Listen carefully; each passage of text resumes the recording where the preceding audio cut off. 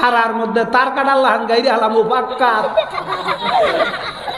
তোর বাবার কোনো জবাব আছে মিয়া? তো হালুয়া না দিনদারি? কথা কয় না। আমি যেটা করবো এটা দলিল হয়ে যাবে, হাদিস কোরআন লাগবে। হেলালি করছে মিয়া, বেশি বুঝো। কথা ঠিক কিনা? আমগর মুসলমানের মধ্যে এক নাই, নেক নাই, একও নাই, নেকও আছে, খালি সাইনবোর্ড, যার ফলে গজব আসতেছে, খালি অপেক্ষা কর।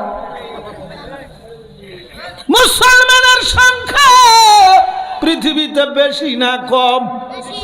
মসজিদ মাদ্রাসার সংখ্যা বেশি না কম? এরপরেও একটার পরে আরেকটা গজব আসতে আছে, আসতে আছে। এরপরেও মুসলমানের হুশ না। আল্লাহতে যার পরিণত ঈমান, কোথা সে মুসলমান,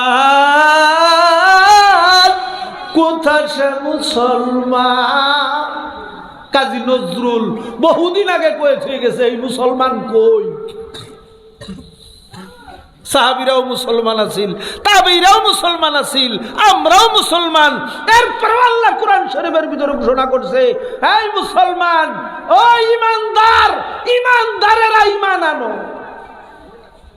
আবার আর এক আয়াতের মধ্যে ঘোষণা করছে, ওয়ালা তামুতুন্না ইল্লা ওয়া আনতুম মুসলিমুন।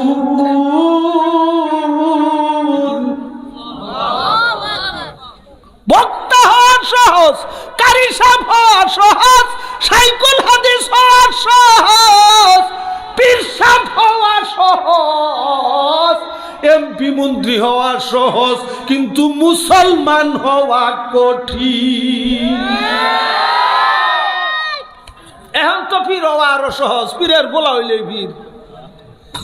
মুসলমান হওয়া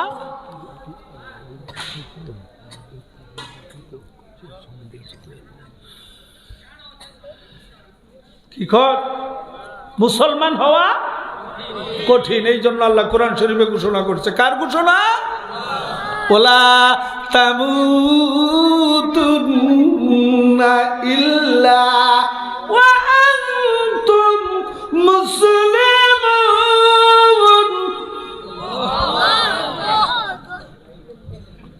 হ্যাঁ, বক্তা হওয়া, কারি হওয়া, সবকিছু হওয়া, এমপি মন্ত্রী এসপি ডিসি সবকিছু হওয়া সহজ, মুসলমান হওয়া কঠিন। আল্লাহ তাআলা আমাদের মুসলমান হিসেবে কবুল করে। সকলে চিৎকার দিয়ে কোন আমি। এই মুসলমানি পদ দেওয়াতে আমরা খুশি না বেজার?